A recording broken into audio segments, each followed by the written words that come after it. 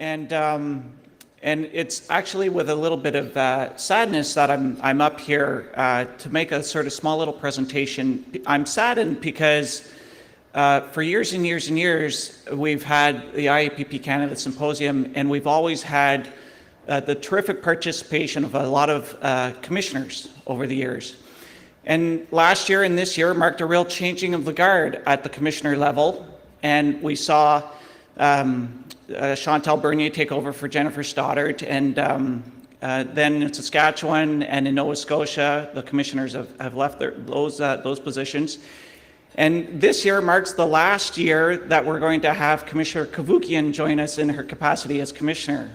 And so I think it's only fitting that we take a moment and thank Commissioner Cavoukian for all her support, energy, and time that she's put into educating us, entertaining us, and providing us with a wealth of information over the years. Well, I think for me, one of the very first things that comes to mind is energy. In fact, I'm quite sure that Energizer toyed between maybe going with Anne Cavoukian instead of the Energizer Bunny. Real powerhouse, and she's also an exceptional public speaker. And whether or not it's on a small panel discussion or as a keynote, Commissioner Cavoukian has always been able to sort of entertain and wow us with a great style and a great energy. Commissioner Cavoukian has a great sense of humor, and we've seen this because I force her every year to play that game show. And I let her off the hook this year, but we'll see what capacity I can get her back here in future years. Definitely, say what you will about her tenure, the one thing that really is remarkable is how effective she was as a commissioner. She absolutely would not stop at anything to get the result that she thought was right. And in particular, and if you think about just how effective she was in terms of her investigations, her reports, her studies, her white papers, just think alone how much Ryerson is going to be able to take advantage of her ability to brand things. Because, I mean, everybody knows PBD. Everybody knows PBD, and that's thanks to Anne Cavoukian. She's definitely somebody who's pushed the envelope. She's never let her critics stand in her way, and she's always been able to fight for what she thought was the just result. In the end, I think you would all agree with me that there is no truer privacy champion than Commissioner Cavoukian, and I'd like us now all to thank her for her years of helping us out here at the IAPP, and I'd ask her to join me on the stage and accept this little gift that we have for her.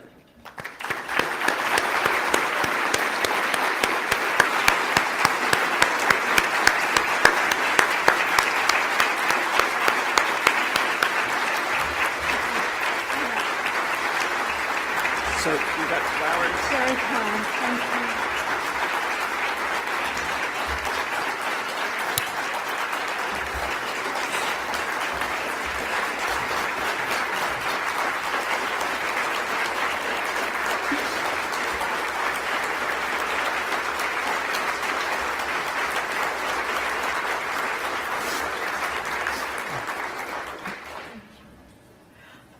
Thank you so much.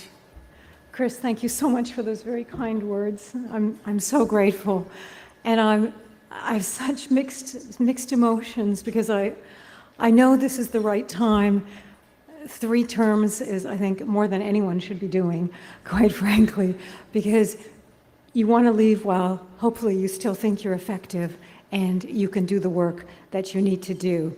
And in this day and age, post Snowden revelations, there's so much going on, not only in terms of surveillance, but the enormous requirement to protect privacy in the broadest way. We did a panel this morning where we were talking about the essential need to preserve control in the hands of individuals, because privacy is all about personal control and freedom of choice, and as the Germans say, informational self-determination.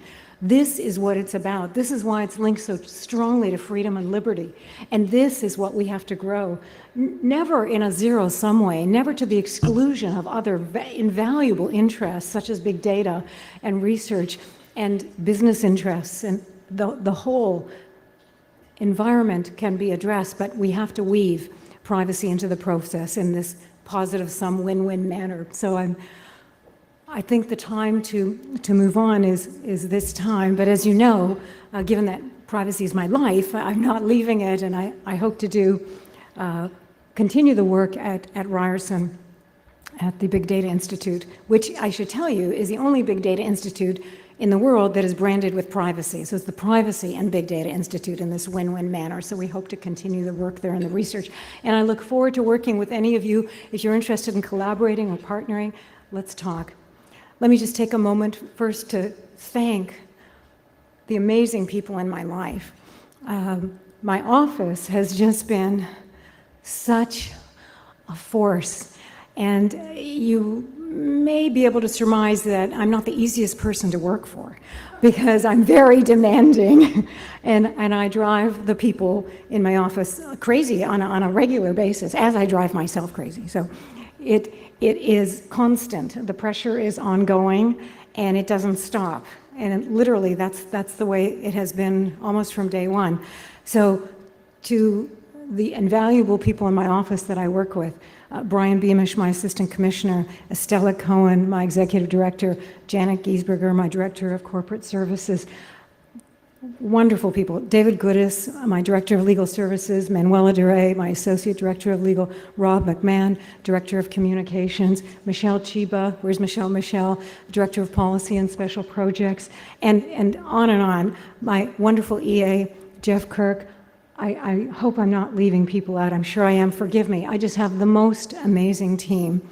And I am very grateful to them. And Renee Barrett and Trish, we've done the most Trish Coyne, this wonderful investigation we did recently called Crossing the Line, all about how is it that someone's attempted suicide information could be in the hands of border crossing officials. Are you kidding me?